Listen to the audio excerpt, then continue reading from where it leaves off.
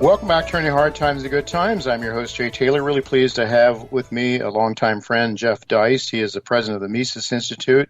That's an educational organization that's dedicated to promoting Austrian economics, freedom, and peace. And Jeff previously worked as a longtime advisor and chief of staff to Congressman Ron Paul.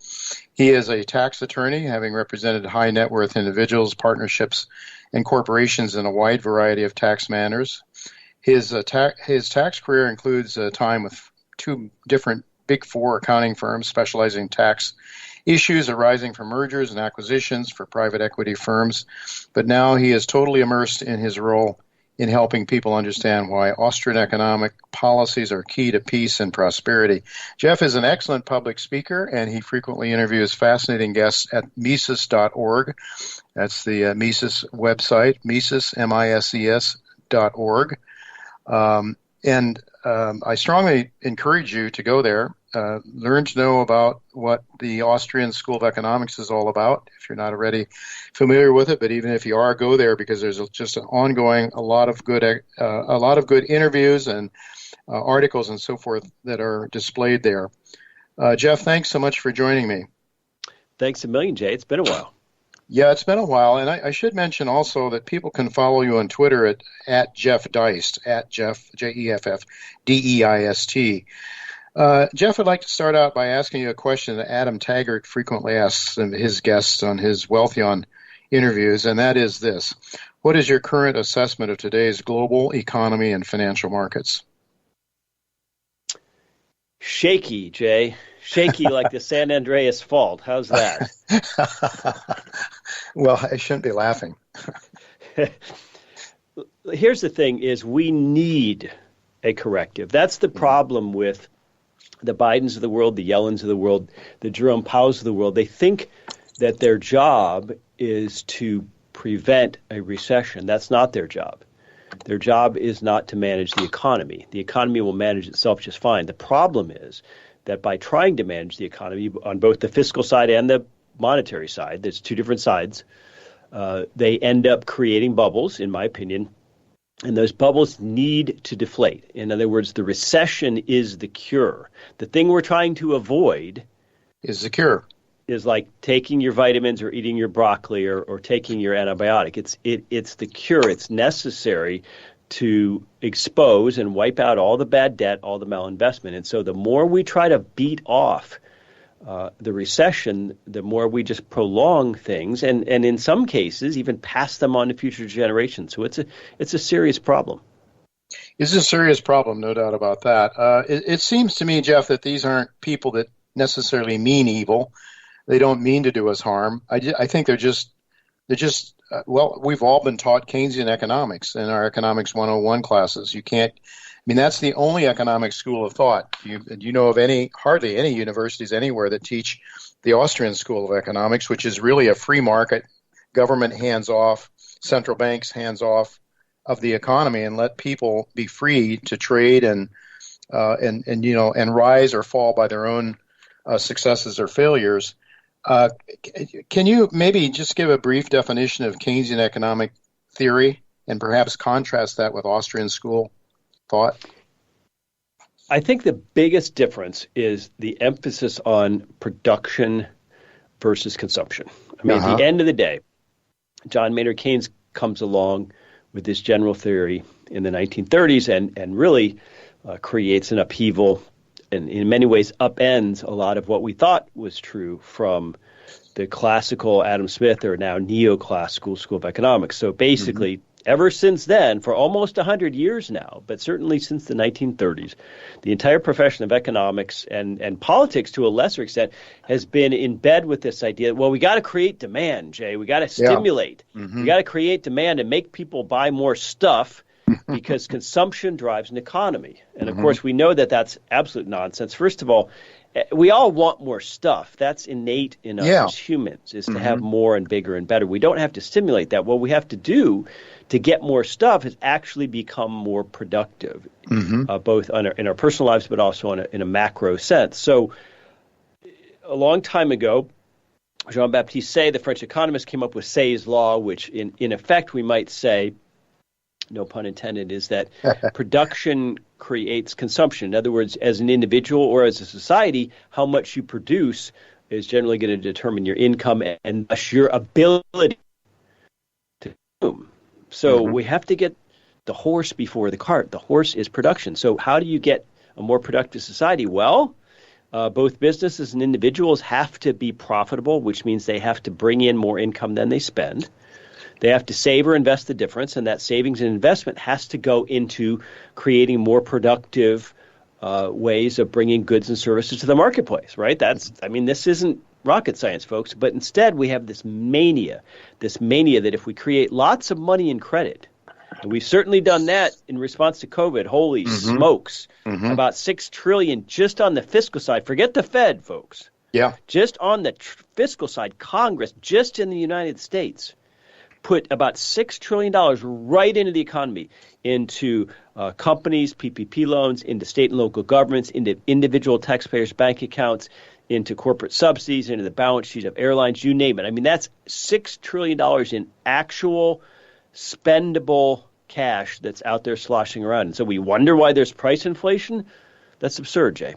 Yeah, and if you encourage consumption and discourage production, it's not hard to understand, is it? But that's so we've been told, though, for a long time, Jeff, and it seems as though we haven't had this is the mainstream thought. We haven't had an inflation problem until now. And now all of a sudden they say now we have inflation.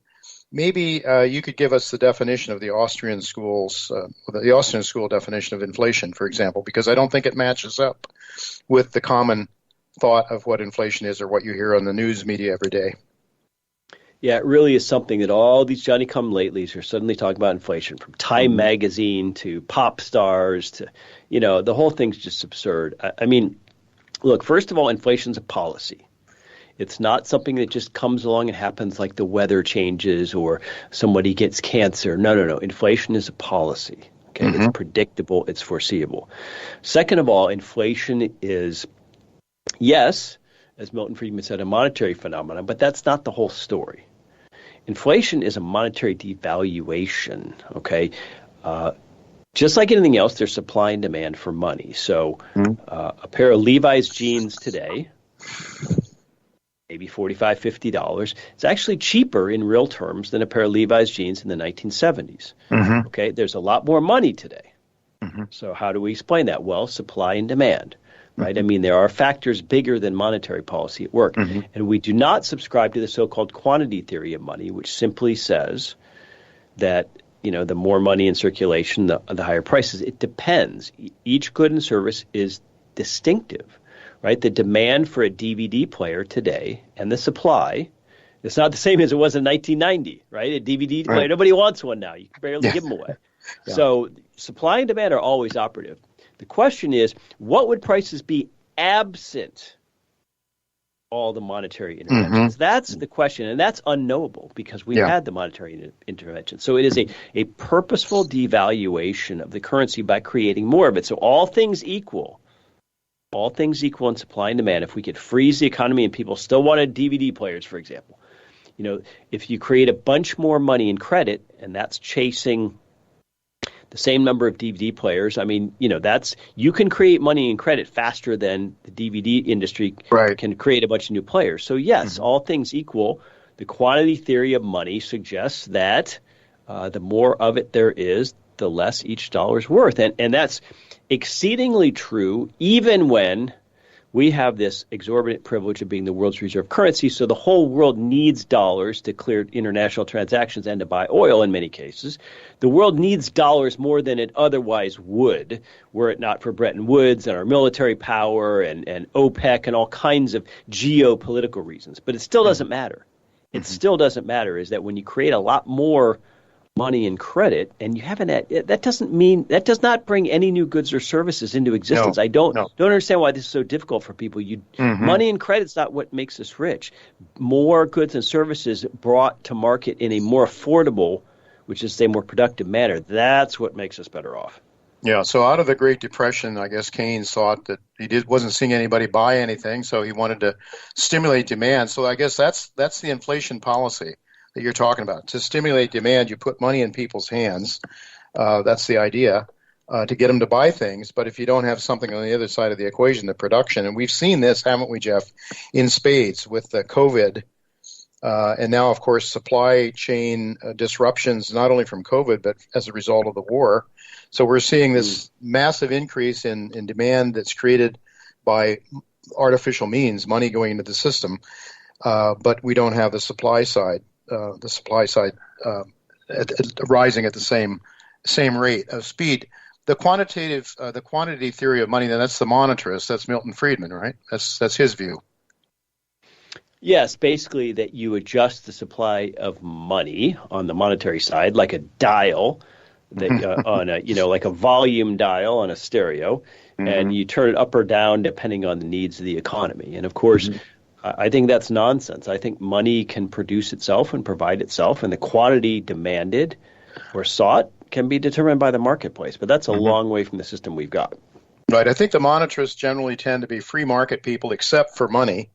And I suppose that's one reason why a lot of Republicans tend to identify with the monetarist, right? Would you agree with that? Yes, I think that's absolutely true. Yeah. All right. So we have this whole money going into the system, the ability to create money. I just have to ask you, why do you think we've got the Keynesians and it's the only school, it's the only thought in town? Well, not quite. The Mises Institute. And a few other people here and there that are letting people know that, free market economics actually do work if people are free. The government puts its thumb on the scale by printing money.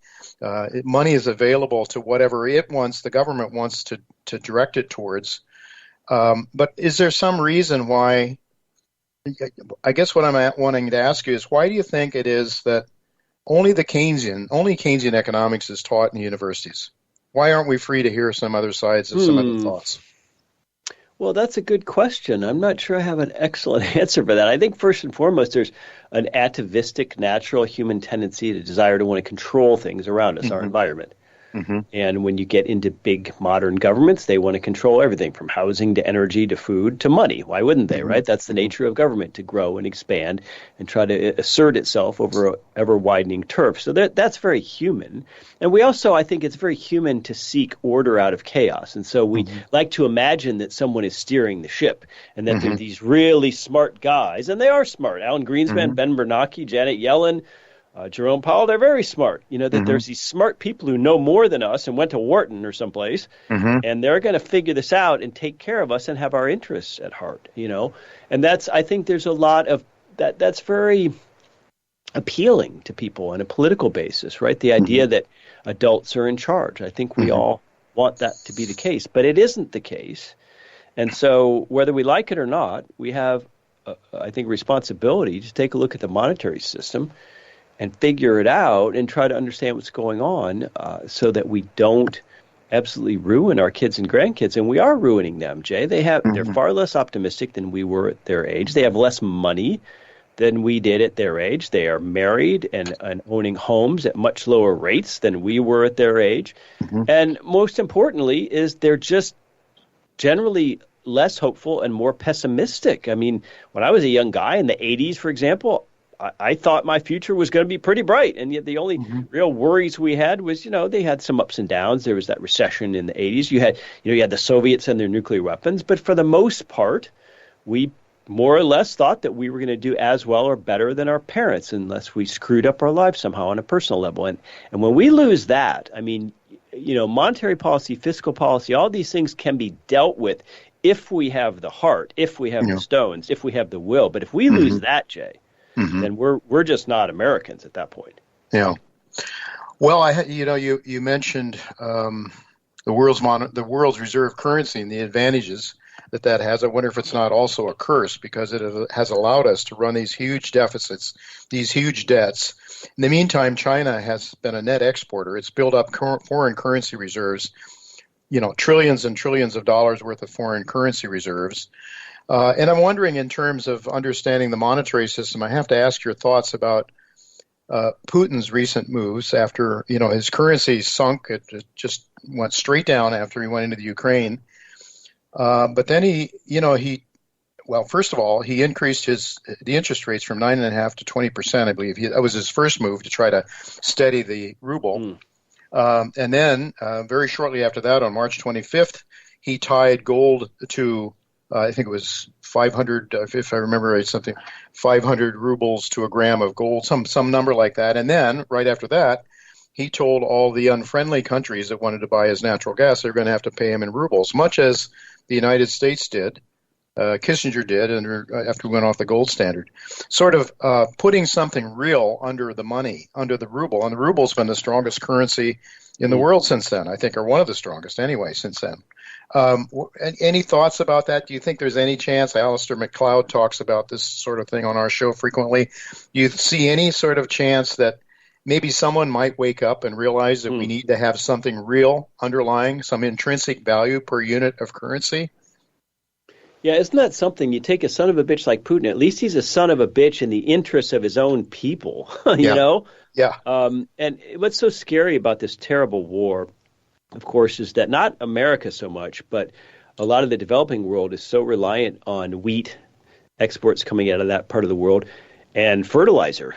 Even America is pretty dependent on fertilizer. Ukraine's a big exporter of fertilizer, and now they're cut off from coastal access if they're even able to produce while they're getting bombed and all that. So that's scary. I do think that the East, let's call Russia the East in this conversation. China, India. I do think that people there have more of a sense of having something back up the currency. Gold is still a huge cultural issue. In places like India, it's still given as a dowry. People still tend to own a lot of it. In other words, any place where people haven't been so fat and happy on fiat currencies for decades, they tend to view things a little more clear-eyed and say, hey, we need something with real value. Mm-hmm. And oil has real value, wheat has real value, and so if gold has real value. And so if you underlie the ruble with those things, it probably helps the ruble. If only we could do that here. Yeah. Well, what are the chances? I mean, I guess nobody's thinking in those terms now. As long as things work, I mean, why wouldn't you continue to do what if you can run a counterfeit currency? Why not do it, Jeff? You can. But here's the thing: I have to ask you about this because we've seen there's a website called WTF Happened in 1971. I don't know if you've seen that or not. But from 1971, It's an inflection point, and everything has gone downhill in terms of an egalitarian, let's say, a society that is paid for what it produces, as opposed to what you know instead of who you know, or what you do instead of